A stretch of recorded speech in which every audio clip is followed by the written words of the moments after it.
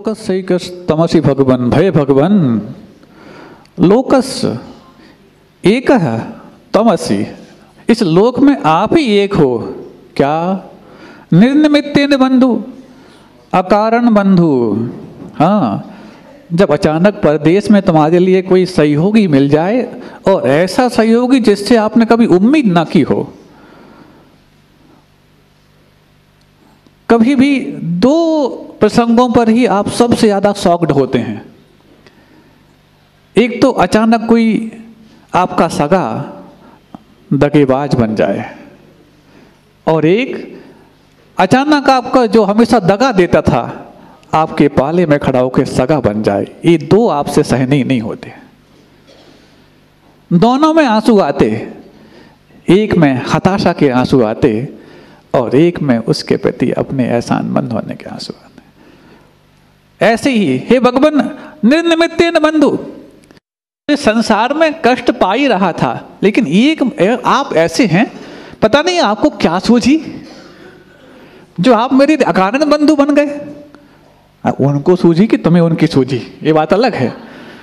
पता नहीं ऐसी क्या हुआ कि आप हमारे अकारण बंधु बन गए। बिना किसी कारण से कोई हमारा आपसे लेन देन नहीं, व्यवहार नहीं, ना कभी लिफाफा दिया आपको। लिफाफा देते ना, तुम लोग के व्यवहार लिफाफे से चलते हैं। हम सोचे कई बार कि ये लोग लिफाफे में रख के क्यों देते हैं, सीधे भी दे आए तो क्या दिक्कत है। सीधे दे आए तुरंत पोल खुल जाए कितने देते, इसलिए लिफाफे में रख देते, ऊपर से चिपका के देते हैं। बाद में जब खोलते रहे ना खोलते, तब तक तो हम खा पी के आगे हो जाएंगे। हाँ, तो ऐसे ही लिफाफे की भले ही 21 रुपये भी दिए तो लिफाफे में। हाँ, और कुछ लोग होते हैं, मान लो ज़्यादा देना है तो 5 रुपये की गड्डी। कितने दी है? अरे गड्डी दी पूरी, 500 की नहीं 5 रुपये की दी है। तो ऐसे ही हे भगवान तो ये वासु सकल विषया शक्ति रप पत्नी का, आप एकमात्र जो हमारे इस हृदय में वास करने लग गए, और वो भी कैसे? निर्निमित्तेन, बिना किसी भाव से।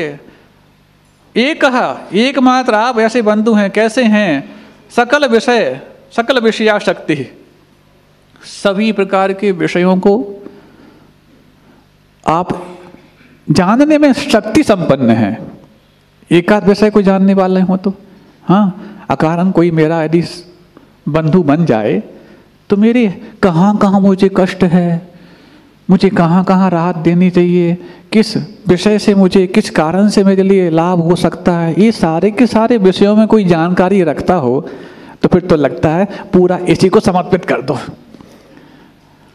वो डॉक्टर जो हमारी नाड़ी देख करके पूरा ज्ञान कर ले, फिर आपको सरेंडर होने में देर नहीं लगता।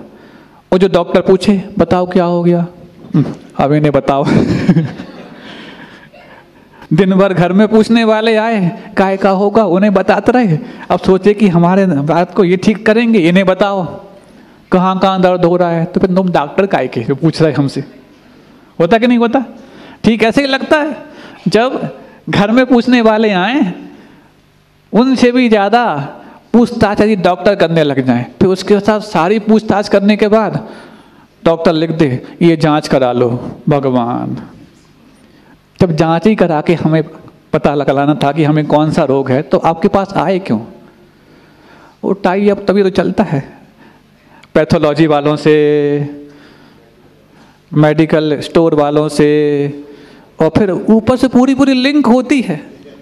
Doctor, senior doctor, junior doctor, super junior doctor, super senior, ये सारे के सारे। अब बताओ इतने लोगों से एक व्यक्ति के एक रोग की जांच होगी।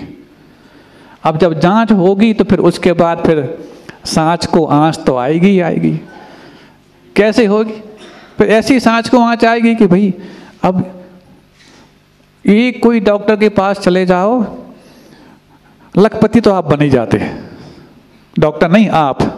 क्यों? जो 1000 खर्च करता है वो लखपति, जो लाख खर्च करता है वो करोड़पति। ये तो आप पहचान ही चुके हैं, तो आप लखपति बनते कि नहीं बनते? हाँ, मजदूर भी हो तो बेचारा वो लखपति बन जाता डॉक्टर के पास जा करके। क्यों? 1000 तो खर्च करना ही करना। अब कैसे खर्च करेगा भगवान जाने। ऐसे ही, लेकिन हे भगवान आप तो ऐसे हैं, आपने जैसे ही आपके पास पहुंचा आपने पूरा का पूरा स्कैन कर लिया, गुरु ऐसे ही होते हैं। तुम्हारा CT स्कैन और MRI लाइट हो तब जाके काम करता, और कटौती हो जाए तो फिर आधी रिपोर्ट में। अब रिपोर्ट आ गई, क्या आई? नहीं, कुछ लग तो रहा था कि यहाँ इस नस में यहाँ तक प्रॉब्लम है, उसके बाद लाइट चली गई। हे भगवान तो जब तुम्हारी लाइट आएगी तब तुम जांच करोगे, तब तक आदमी मरीज चला जाए। लेकिन गुरु के सामने पहुंच जाते हैं, वो आपको देखे भी ना, आपकी उस ऊर्जा को देख करके आपके ऑरा को ही समझ करके समझ जाते हैं कि ये क्या है, क्या कहने आया है, क्या लेने आया है, क्या समझने आया है और क्या समझाने आया है। और बस जैसी रिपोर्ट तुम्हारे अंदर आने के पहले वो समझ जाते हैं, और रिपोर्ट कार्ड तब थमा जाते हैं। हम तो कुछ और कहने आए थे और आपने तो कुछ और ही कह दिया। हाँ, तुम जो बाद में कहते तो पहले ही कह दिया। क्यों ऐसा? क्योंकि विशुद्धता जब आ जाती है तो विशुद्धता के सामने कोई छुप नहीं सकता। विशुद्धता का मतलब स्पष्टता, निर्मलता, परिणामों की पवित्रता जब किसी व्यक्ति के पास हो तो उसको स्कैन करने में देर नहीं लगती। दर्पण के पास और क्या होता? निर्मलता होती है तो तुम कैसे भी खड़े हो, पूरा का पूरा आपके सामने झलका देता है। ऐसी देव शास्त्र गुरु रूपी दर्पण के समक्ष कोई भी पहुंच जाए, वो उसको स्पष्ट झलकाने में अकारण बंधु हैं। और भक्ति स्फीताम चिरमदि वसन मामिकाम चित्त शय्याम, आप मेरी चित्त रूपी शैया में आप राजे हैं भगवान। मयोत्पत्तम कतमेव तथा क्लेशयूथम सहेता। अब देखो, ये इसको बोलते हैं ब्याज निंदा अलंकार, कि निंदा के बहाने जब स्तुति की जाए तो उसका नाम ब्याज निंदा अलंकार है, और जब स्तुति के बहाने निंदा की जाए उसको ब्याज स्तुति अलंकार बोलते हैं। अलंकार आपने पढ़े होंगे हिंदी में, पढ़े कि नहीं पढ़े? महाराज आप भी पढ़े, आज भी पढ़े हैं। अब अलंकार ऐसे हैं कि लंका तक के लिए कार लगाने पड़ते तब जाके अलंकार बनते इनके। हाँ, इतने अलंकारों में फंसे हो। यहाँ स्तुति के बहाने निंदा और निंदा के बहाने स्तुति, स्तुति के बहाने निंदा कैसे होती है? बड़े आदमी हैं भैया। अब ये क्या है? स्तुति है कि निंदा? बड़े वाले हैं। बड़े कहना अलग बात है, बहुत बड़े वाले हैं। शब्द तो अच्छा है, बड़े वाले, बड़ा कहा जा रहा है, लेकिन टोन बता रही है कि निंदा की जा रही। और अब तो आप ही हम, अब देखो यहाँ पर स्तुति ब्याज निंदा कैसे की जा रही। भगवान, अब आप फंस तो गए हमारे हृदय में, और हम कष्ट से कर्मों से फंसे हुए हम, और आप हमारे हृदय की चित्त रूपी शैया पे विराजमान हो गए हैं। अब आप हमारे शैया पे विराजमान हो के कष्ट तो सहोगे नहीं, आप तो सहोगे नहीं, है कि नहीं? ठीक, हम तो कष्टों से सहित हैं, और हमने तो कैसे भी करके आपको अपने हृदय में विराजमान कर लिया। अब जिस कष्ट से सहित व्यक्ति है, मान लो किसी का घर में बदबू आती है, तो मेहमान भी जाए तो बदबू तो उसको सहन करनी पड़ेगी। अब तुम सहन करो, और पक्की बात है आप सहन नहीं करोगे तो सीधी सी बात है आप हमारे कष्टों को हरोगे। आप तो सहन कर नहीं सकते, और मैं जो सहन कर रहा था आपको मैंने अपनी चित्त रूपी शैया पे विराजमान कर लिया है, और पक्की बात अब सह करके दिखाओ। इसका अर्थ है आप सहन नहीं करोगे तो मुझे तो संताप अवश्य कर ही दोगे।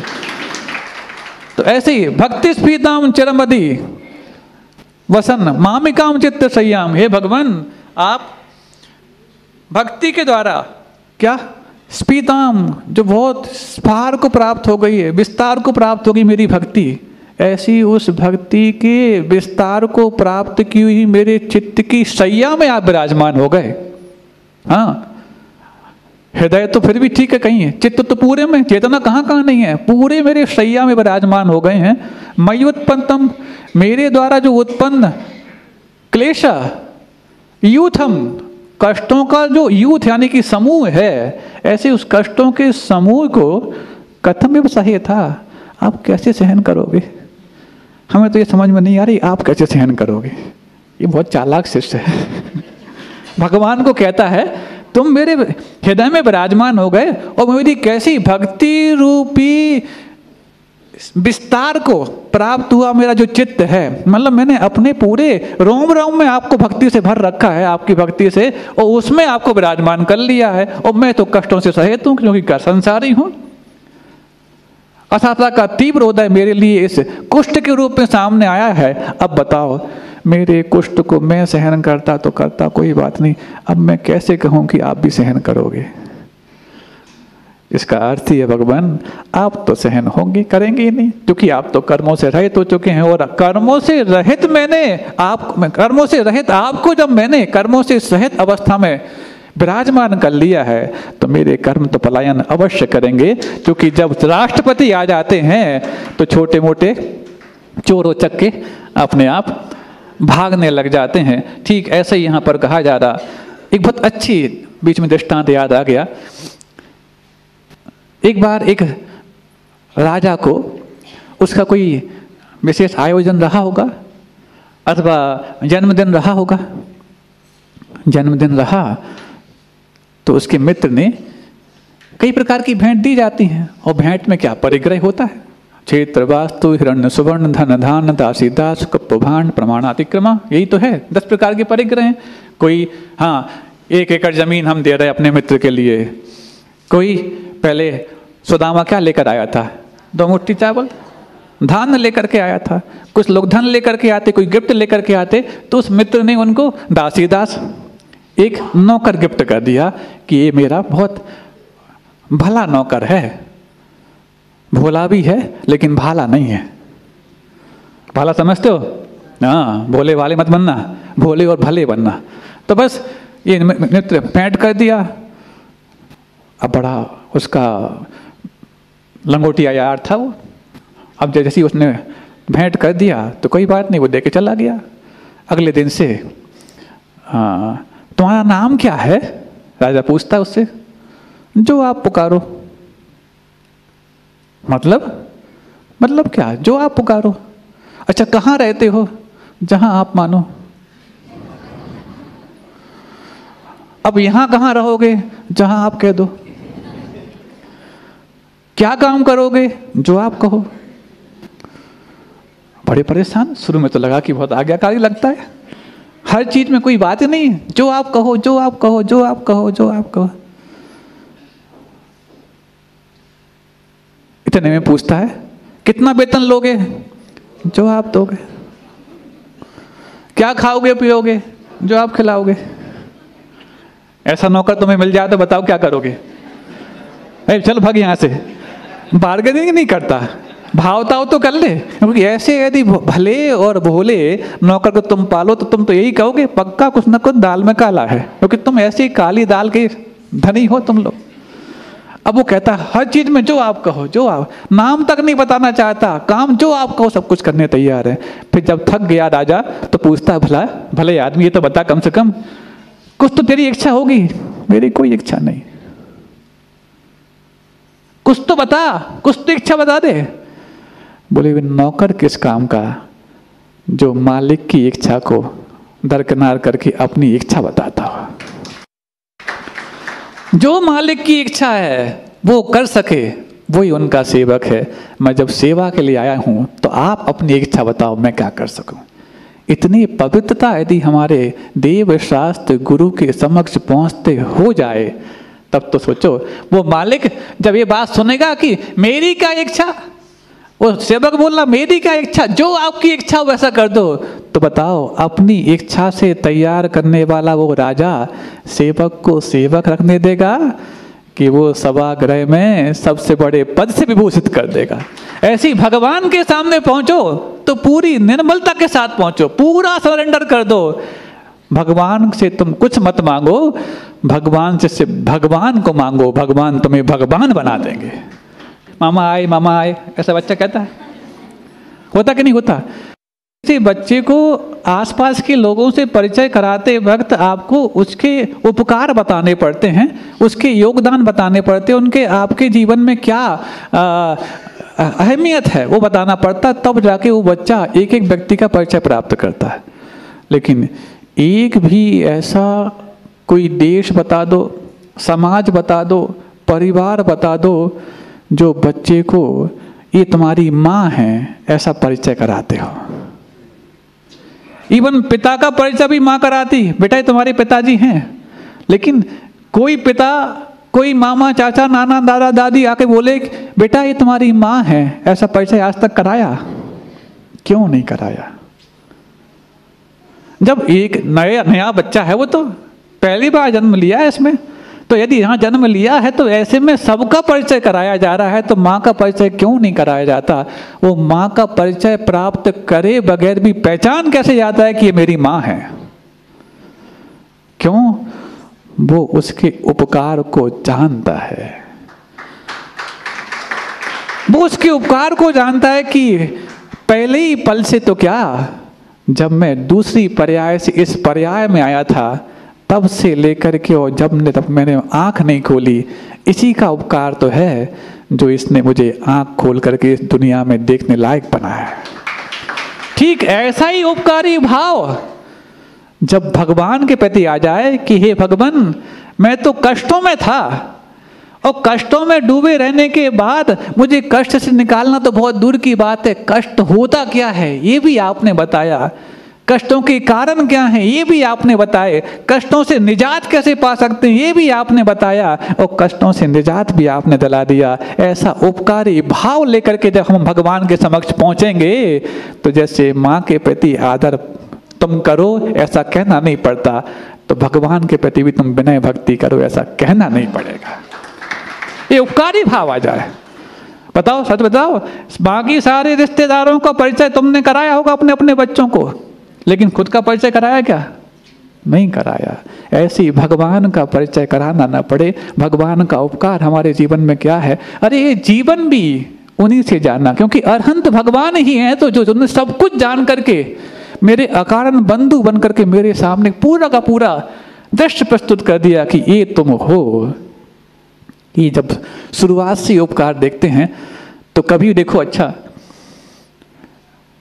कोई भी रिश्तेदार आपका किसी दूसरे रिश्तेदार से मान लो उसकी अनबन हो गई हो तो आपको कहेगा वो अच्छे नहीं है, वो अच्छे नहीं है, वो अच्छे नहीं है, तो बार बार हैमरिंग की जाएगी, तो आप मान लोगे कि नहीं वाकई में अच्छे नहीं होंगे। लेकिन कोई कितना भी बड़ा तुम्हारा रिश्तेदार हो जाए और कहे कि तुम्हारी माँ ठीक नहीं है, माँ ठीक नहीं है, तुम्हारी बात ठुकरा देगा, लेकिन माँ ठीक नहीं है ये बात कभी स्वीकार नहीं करेगा। क्यों? उसका उपकार उसने जिया है, सुना नहीं है, देखा नहीं है, उसने उसको महसूस किया है। ऐसे ही भगवान का उपकार तुम्हारे जीवन में क्या है महसूस करने लग जाओगे तो ये भगवान होते हैं, ये छत्र उनके ऊपर लगाया जाता है, ये चमर लगाए जाते हैं, ये सिंहासन है, ये 8 प्रातिहार है, अरे ये सब तो बाहर की चीज़ें हैं। मैंने तो उनको भीतर से अनुभूत किया है कि इनके उपकार से ही आज मैं अपने जीवन में सारे कष्टों को सहन करने लायक बन गया हूँ। जब ये भाव आ जाए तो बस ये भाव आना ही आपकी भक्ति की शुरुआत करा देता है। ऐसी भक्ति हमारे जीवन में आए, इन्हीं भावों के साथ अहिंसा परमो धर्म की